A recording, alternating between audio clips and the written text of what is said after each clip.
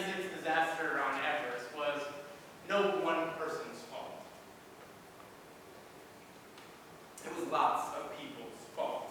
I mean, they were, after all, on the mountain. But the difference was that it wasn't because of a crevasse or an avalanche or anything like that. It was simply because a few people did something unexpected. A few people moved too slowly. A few people probably shouldn't have been on the mountain in the first place. Give you an example.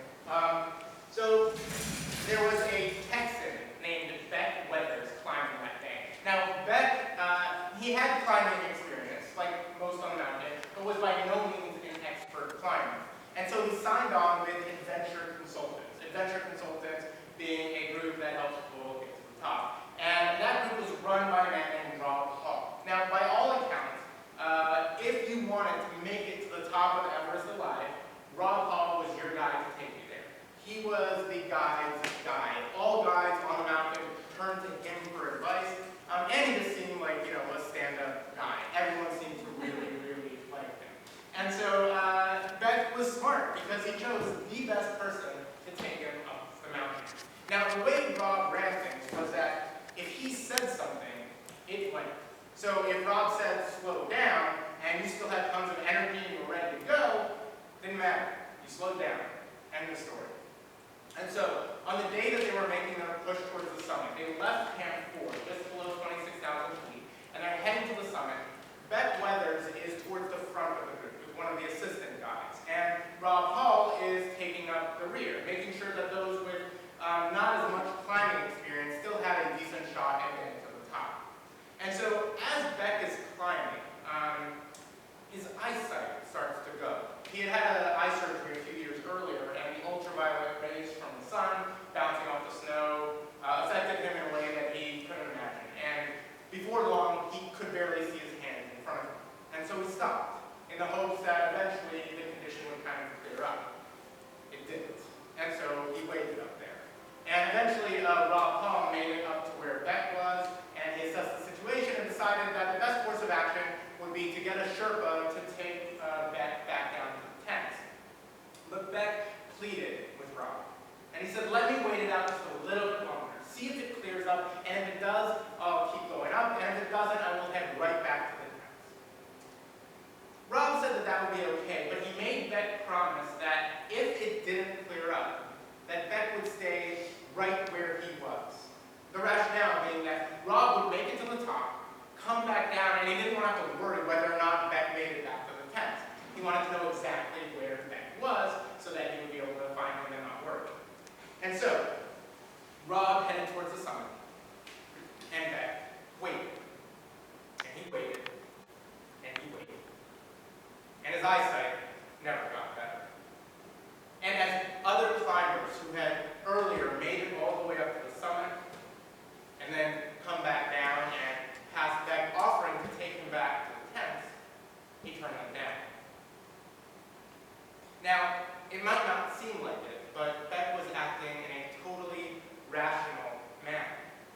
Promises, after all, are often the only light we have to guide us into the future.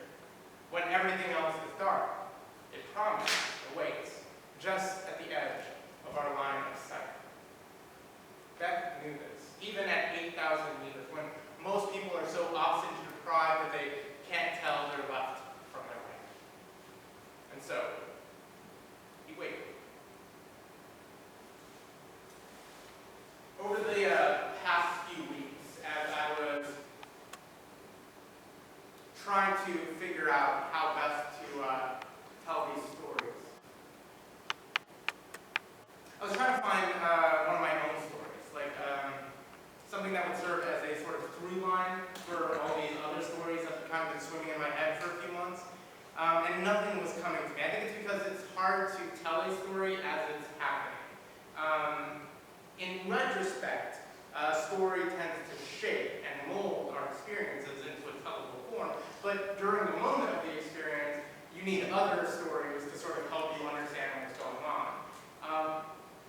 But there is one sort of moment that stands out for me. Not quite a story, more like an anecdote. And so I was doing my dissertation research in Israel.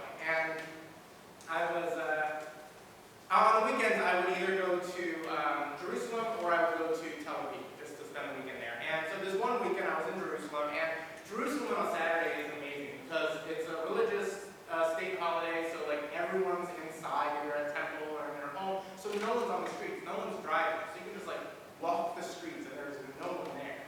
So that's what I was doing on this one Saturday, just sort of walking around, lost in my thought, when all of a sudden someone called out, "Hey!"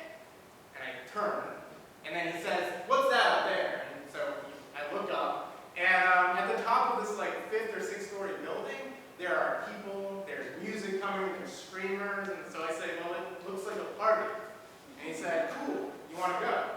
And I said, "Sure, why not?" This guy, his name is James. I'd never met him before. He just stopped me as a random stranger on the street, and he reminded me immediately of Lawrence of Arabia. Not like, I don't know what the real Lawrence of Arabia looked like, but reminded me of like a Peter O'Toole version. Like blonde hair, blue eyes, tall, he was British, and he just like exudes confidence, right? I mean, like, how can you not want to go to a party with this guy?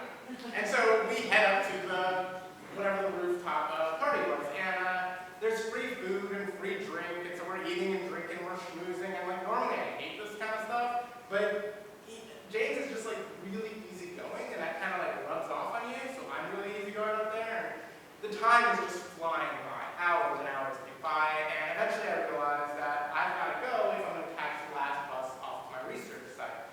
So I tell James that it's been wonderful, but I've got to get back to climbing my mountain. I actually was climbing a mountain at my research, but that's a different story. And so I tell James that, and then he tells me that in the next couple of days or so, he's going to go with some friends to some island in the Mediterranean, and sort of hinted that like I should join them, and it would be fun. And I thought about that, because I knew I was supposed to be climbing the mountain, and all the travel and the sun and the beach and all that seemed good, but it wasn't the mountain. So later when I was on the bus heading back to my research site, I thought about James and about how calm and happy he seemed.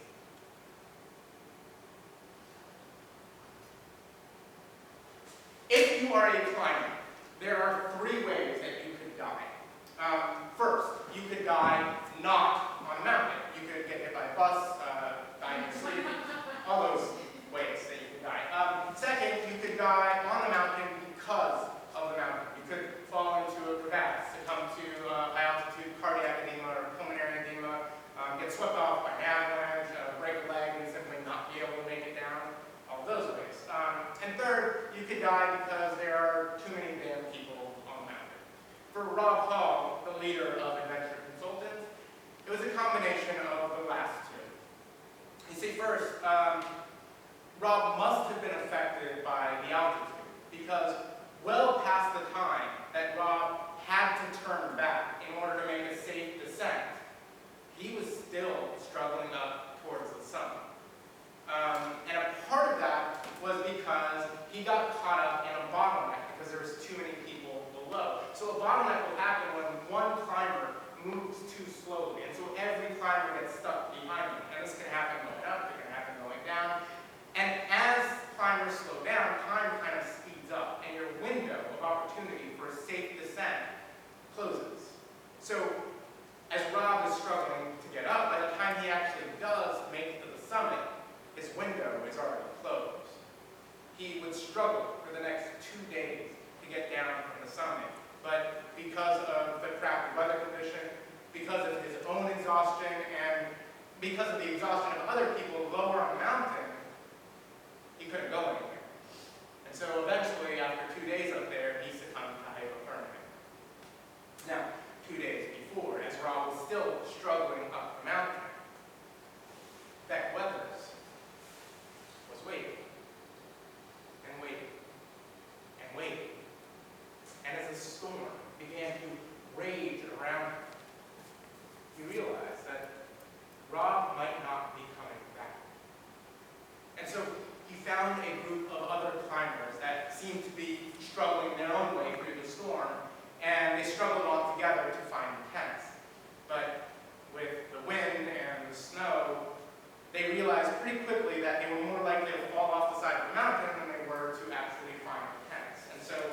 resigned to their fate, they huddled themselves together and spent the night beating each other's limbs, trying to make sure that the blood continued to flow so none of them would freeze to death. Now, at the same time, as they were out freezing in the middle of the night, Ariel Gratch, one of the guides on these expeditions, was back at the tents, and he was going absolutely crazy with fear because there were 19 people still missing on the mountain. Now, after all of this, Anatoly would receive a lot of criticism because that morning he was one of the first people to make it to the summit, and that he was one of the first people to return to the tents. And a lot of the criticism said that he should have spent more time with his clients while they were struggling through the storm. But at the same time, had he not been that rested, he would not have been able to rescue the people that he did that day. So, as he was struggling through the night, bang